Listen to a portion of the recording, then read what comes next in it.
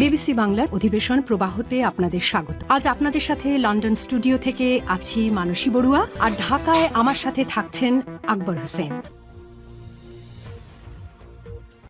বাংলাদেশের সর্বশেষ গুরুত্বপূর্ণ আপডেট সংবাদে আপনাকে স্বাগত। শুরুতেই সংবাদ শিরোনাম, পরে বিস্তারিত। প্রথমেই জানাবো আমাদের হাতে থাকা সর্বশেষ গুরুত্বপূর্ণ সবথেকে তাজা আপডেট সংবাদ। দলীয় প্রার্থীর উপর হামলার প্রতিবাদে এনসিপির বিক্ষোভ মিছিল। এনসিপি ঢাকা মহানগর উত্তরের আহ্বায়ক ও 11 দলীয় নির্বাচনী ঐক্যজোট সমর্থিত ঢাকা 18 আসনে সংসদ সদস্য পদপ্রার্থী মোহাম্মদ আরিফুল ইসলাম আদিবের নির্বাচনী সভায় নেক্কারজনক সন্ত্রাসী হামলার ঘটনা ঘটিয়েছে বিএনপি। এই ঘটনার প্রতিবাদে বিক্ষোভ মিছিল করেছে ঢাকা মহানগর দক্ষিণ এনসিপির নেতাকর্মীরা। এই বিষয়ে খুবই গুরুত্বপূর্ণ সংবাদ জানাবো, সঙ্গেই থাকুন। এরপর জানাবো অবশেষে কুমিল্লা 10 আসনে মোবাশ্বের আলমী বিএনপির প্রার্থী পেলেন ধানের শীষ। দীর্ঘ আইনি জটিলতা এবং নাটকীয়তা শেষে কুমিল্লা 10, নাঙ্গলকোট ও লালমাই আসনে বিএনপির চূড়ান্ত প্রার্থী হিসেবে প্রতীক বরাদ্দ পেয়েছেন দলটির কেন্দ্রীয় নির্বাহী কমিটির সদস্য মোবাশ্বের আলম ভূঁইয়া। জানা গেছে, প্রতীক বরাদ্দ দেওয়া হয়েছে অবশেষে এবার আরেক ঋণ খেলাপিকে। ঋণ খেলাপির জন্য তার মনোনয়নপত্র বাতিল করা হলেও উচ্চ আদালত থেকে তাকে প্রতীক দেওয়ার নির্দেশনা দেওয়া হয়েছে। এদিকে প্রবাসীদের হাত ধরে বিদেশি বিনিয়োগ গেলে দেয়া হবে নগদ প্রণোদনা, বললেন অন্তর্বর্তীকালীন সরকার। প্রত্যক্ষ বিদেশি বিনিয়োগ বা এফডিআই বাড়াতে প্রবাসী বাংলাদেশি এনআরবি নগদ প্রণোদনা দেওয়ার নীতিগত সিদ্ধান্ত গ্রহণ করা হয়েছে। সেখানে প্রায় $12,50,000 প্রণোদনা দেওয়ার ঘোষণা দিয়েছে সরকার।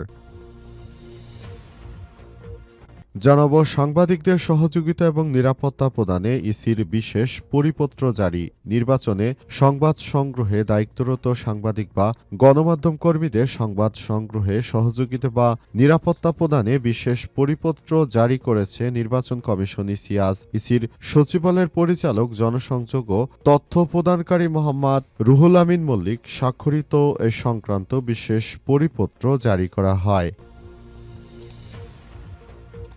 এবং সর্বশেষ জানাবো সন্ত্রাসী বিরোধী আইনে সাবেক স্বরাষ্ট্রমন্ত্রী মহিউদ্দিন খান আলমগীর সহ 13 জনের বিরুদ্ধে মামলা। ভয়ভীতি, হুমকি ধামকি ও হত্যা চেষ্টার অভিযোগে সাবেক স্বরাষ্ট্রমন্ত্রী মহিউদ্দিন খান আলমগীর সহ 13 জনের বিরুদ্ধে সন্ত্রাস বিরোধী আইনে মামলা করা হয়েছে। এতে অজ্ঞাতনামা আরও 30 থেকে 35 জনকে আসামি করা হয়েছে। এই ঘটনার পর পরিস্থিতি আরও থমথমে অবস্থা বিরাজ করছে। প্রিয় দর্শক, এতক্ষণ শুনছিলেন সংবাদ শিরোনাম, এবারে বিস্তারিত। তবে তার আগে বন্ধুরা, অনুরোধ থাকবে এই সংবাদটিতে একটি লাইক দিন। এই চ্যানেলে আপনি নতুন হয়ে থাকলে আমাদের সংবাদটি দেখতে দেখতে চ্যানেলটি সাবস্ক্রাইব করে রাখুন। কমেন্ট করে বন্ধুরা আপনার মূল্যবান মতামত জানিয়ে দিন আপনি বিশ্বের কোন দেশ থেকে বা বাংলাদেশের কোন স্থান থেকে আমাদের সংবাদটি দেখছেন এবং শুনছেন। আর বন্ধুরা, গাজা যুদ্ধে আপনি যদি নিরীহ ফিলিস্তিনিদের ভালোবেসে থাকেন, কমেন্টে ইয়েস লিখে পুরো বিশ্বকে জানিয়ে দিন। এবারে বিস্তারিত। দলীয় প্রার্থীর উপর হামলার প্রতিবাদে এনসিপির বিক্ষোভ মিছিল।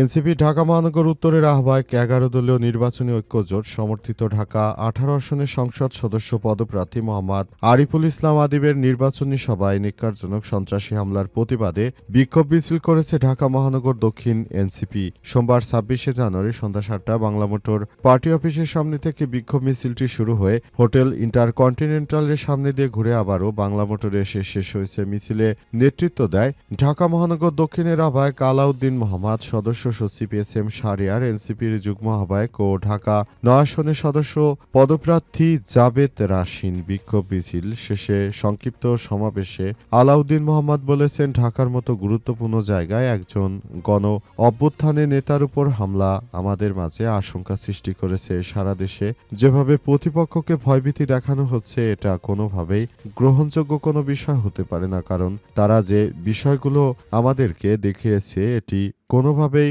আসলে আমরা মেনে নিতে পারছি না। তারা আরো মনে করে নতুন বাংলাদেশ গড়ে তুলতে গিয়ে আসলে অনেক সময় অনেক সমস্যার সম্মুখীন হয়েছি। তবে এসব সমস্যা সমাধানে আমাদেরকে আরো বেশি দায়িত্বশীল ভূমিকা পালন করতে হবে এবং সবাইকে আরো বেশি সতর্ক থাকতে হবে। বিএনপির সন্ত্রাসী কর্মকাণ্ডের বিরুদ্ধে সবাইকে কাজ করতে হবে।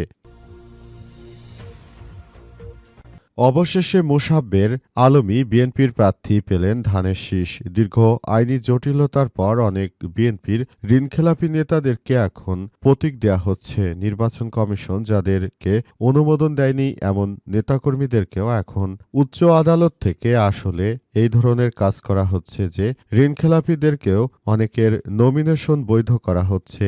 এই ব্যাপারটি নিয়ে অনেকেই প্রশ্ন তুলেছে, তবে সুপ্রিম কোর্টের হাইকোর্ট বিভাগ থেকে তাদের মনোনয়নপত্রগুলো আসলে বৈধ করা হচ্ছে। এই ব্যাপারটি নিয়ে সবাইকে খুবই সুন্দরভাবে মন্তব্য করার ব্যাপারটিতে বলা হচ্ছে কুমিল্লা ৪ আসনে হাসনাত আব্দুল্লাহর আসনে মঞ্জুরুল হাসান মুন্সির ব্যাপারটিও ঠিক এমনটাই ঘটতে চলেছে। অনেকেই বলবে যে তার মনোনয়নপত্র বাতিল হয়ে গেছে, কিন্তু আগামী ২৮শে জানুয়ারি তার মনোনয়নপত্রের বিষয়ে চূড়ান্ত সিদ্ধান্ত নেবে সুপ্রিম কোর্টের আপিল বিভাগ। সুতরাং যেহেতু প্রায় সবার মনোনয়নপত্রই বৈধ হয়ে যাচ্ছে, ঋণখেলাপি হোক কিংবা টাকা পাচারকারী কিংবা চোর ডাকাত যেই হোক না কেন, এমনই হচ্ছে বাংলাদেশের বর্তমান আইন ব্যবস্থা, যেখানে প্রকৃতপক্ষে কোনো আইন পাওয়া যাচ্ছে না। এদেশের মানুষ শুধু অসহায়ের মতো তাকিয়ে আছে। জেলহাজত বা কোর্ট কাচারি শুধুমাত্র দরিদ্র মানুষের জন্যই করা হচ্ছে, কিন্তু প্রকৃতপক্ষে আসলে ঠিকমতো এ বিষয়গুলো হচ্ছে না। প্রবাসীদের হাত ধরে বিদেশি বিনিয়োগ এলে দেয়া হবে নগদ প্রণোদনা। প্রত্যক্ষ বিদেশি বিনিয়োগ বা এফডিআই বাড়াতে প্রবাসী বাংলাদেশিদের এনআরবি নগদ প্রণোদনা দেওয়ার নীতিগত সিদ্ধান্ত নিয়েছে সরকার। প্রবাসীরা যদি দেশে এফডিআই আনতে সহায়তা করে, তাহলে বিনিয়োগের একটি নির্দিষ্ট অংশ তারা নগদ প্রণোদনা হিসেবে পাবে। আজ তেজগাঁয় প্রধান উপদেষ্টার কার্যালয়ে বিনিয়োগ উন্নয়ন কর্তৃপক্ষ বিডা গভর্নিং বোর্ডের এক সভায় এমন সিদ্ধান্ত গ্রহণ করা হয়েছে। সভায় সভাপতিত্ব করেন প্রধান উপদেষ্টা অধ্যাপক ড ইউনূস। সভা শেষে ফরেন সার্ভিস একাডেমিতে এক ব্রিফিংয়ে বিডার নির্বাহী চেয়ারম্যান চৌধুরী আশিক চৌধুরী হারুন জানান, নতুন এই উদ্যোগের মাধ্যমে প্রবাসী বাংলাদেশিদের বিস্তৃত নেটওয়ার্ক ব্যবহার করে দেশে নতুন বিনিয়োগ আনার লক্ষ্য নির্ধারণ করা হয়েছে। তিনি বলেন, অনুমোদিত প্রস্তাব অনুযায়ী কোনো প্রবাসী বাংলাদেশি যদি দেশে ইকুইটি বিনিয়োগ আনতে ভূমিকা রাখেন, তাহলে সেই বিনিয়োগের ১.২৫% নগদ প্রণোদনা পাবেন। এটি প্রবাসীদের জন্য একটি স্বীকৃতি স্বরূপ প্রণোদনা, যা প্রবাসী আয়ের বিদ্যমান ক্যাশ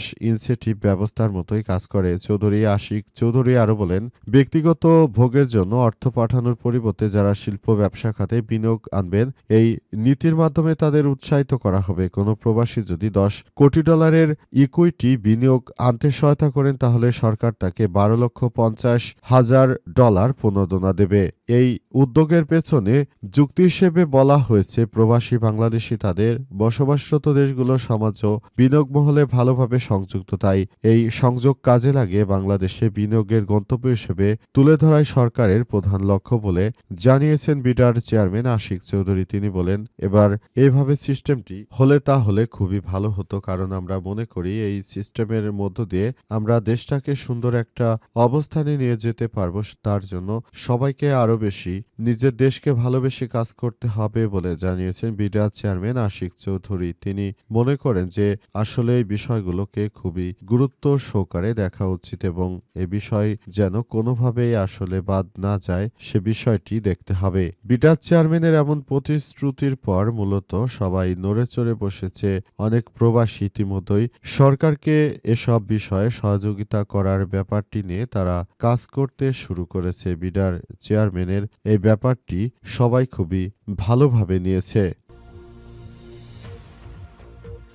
সাংবাদিকদের সহযোগিতা এবং নিরাপত্তা প্রদানে ইসির বিশেষ পরিপত্র জারি। আগামী জাতীয় সংসদ নির্বাচনে যারা সাংবাদিক রয়েছেন তাদের যথাযথ নিরাপত্তা দেওয়ার বিধানটি সংযুক্ত করে এবার নতুন পরিপত্র জারি করেছে অন্তর্বর্তীকালীন সরকার। সরকার মনে করে এবার জাতীয় সংসদ নির্বাচনে মূলত যারা সাংবাদিক রয়েছেন তাদের নিরাপত্তার ব্যাপারটি খুব বড় ধরনের একটি ফ্যাক্টর হিসেবে কাজ করবে। এবার জাতীয় সংসদ নির্বাচনে বিষয়টিকে খুবই গুরুত্ব সহকারে দেখা হচ্ছে।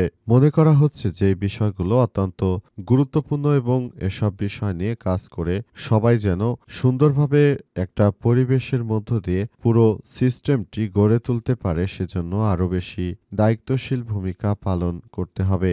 অন্তর্বর্তী অন্তর্বর্তীকালীন সরকারের প্রধান উপদেষ্টা প্রফেসর ডক্টর মোহাম্মদ ইউনূসের সরকারের নির্দেশনা অনুযায়ী এই ব্যবস্থা গ্রহণ করা হয়েছে যেন সমাজে একটি সুষ্ঠু ও নিরপেক্ষ নির্বাচন অনুষ্ঠিত হয় সে লক্ষ্য নিয়েই তারা কাজ করার জন্য ইতিমধ্যে সেভাবেই আগামীতে সেই নির্দেশনা দিয়েছে নির্বাচন কমিশন। ইসিসির পক্ষ থেকে আজ বিষয়গুলো স্পষ্ট বার্তা দেয়া হয়েছে যে আগামীতে যেন একটি সুষ্ঠু সুন্দর নির্বাচন হয় সেজন্য সাংবাদিকদের সব রকমের সহযোগিতা দেবে নির্বাচন কমিশন ইসি এবং সেজন্য মূলত এই পরিপত্রটি জারি করার সিদ্ধান্ত নিয়েছে সরকার।